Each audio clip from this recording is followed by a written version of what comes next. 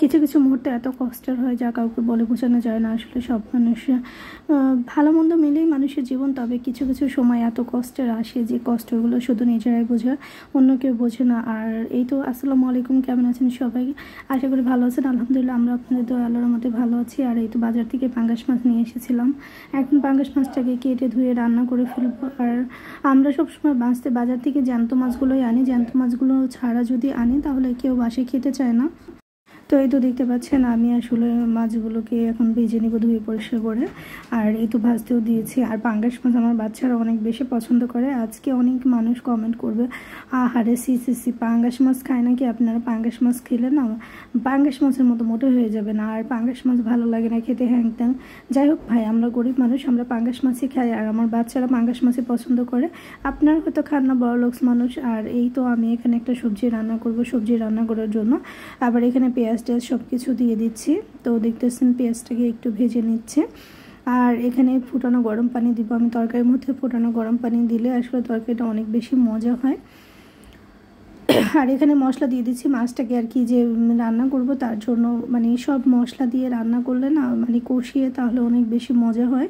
তো এখানে মশলা, আদা বাটা, রসুন বাটা, তারপর হলুদ, মরিচ, লবণ সব কিছু দিয়ে এই যে একটু পানি দিয়ে দিচ্ছি। এখন কষিয়ে নিয়েছি, তারপরে আমি আলু দিয়ে রান্না করব মাছটাকে। তো এখন আমি দিয়ে দিচ্ছি কিছু পেটি মাছের। তো এই যে দেখতে পাচ্ছেন মাছের পেটিটা কষিয়ে নিচ্ছি একটু করে। আর এগুলো কাঁচা মানে না ভেজে রান্না করলে অনেক বেশি মজা লাগে, ভাজলে আমার কাছে একদমই ভালো লাগে না, আমি কখনোই ভাজি না এগুলো।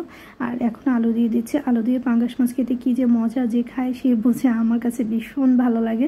অনেকে হয়তো পছন্দ করে না, দেন আমি সত্যি পাঙ্গাস মাছটা খাই এবং অনেক বেশি মজা করে খাই। আর এই যে ঠান্ডা পানি দিচ্ছি না, গরম পানি দিলে তরকারিটা অনেক বেশি স্বাদ হয়। রেসিপিটা শেয়ার করার কিছু নেই, আপনারা তো রান্না করতেই পারেন, সবাই রান্না করতে পারেন আমার থেকে ভালো। তারপরে আসলে দেখাচ্ছি, আসলে সত্যি কথা বলতে কি এক একজনের রান্নার ধরন, এক একজনের রান্নার সিস্টেম এক এক রকম, আর কিছু না। যাই হোক, সবাই আমাদের জন্য দোয়া করবেন। আপনাদের জন্য অনেক অনেক দোয়া, ভালোবাসা আছে মন থেকে। আপনারা অনেক বেশি সাপোর্ট করেন আপনাদের ভালোবাসার জন্য, তো আজকে আমরা এই প্ল্যাটফর্মে কাজ করতে পারি।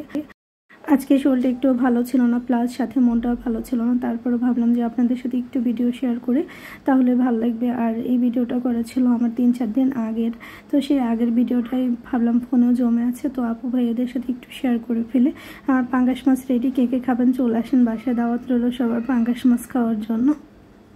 আমার প্রিয় ভাই বোনরা, ফলোয়ার্সরা যারা আমাকে অনেক বেশি ভালোবাসে, আর তাদের সবাইকে রান্না করে খাওয়াতে পারলে অনেক বেশি ভালো লাগতো। আর এখানে দেখেন এই গাড়ি কচু আছে রান্না করা, আর এখানে এই যে পাঙ্গাস মাছ। সবাইকে আল্লাহ হাফিজ, ভালো থাকবেন, সুস্থ থাকবেন, আমার জন্য দোয়া করবেন।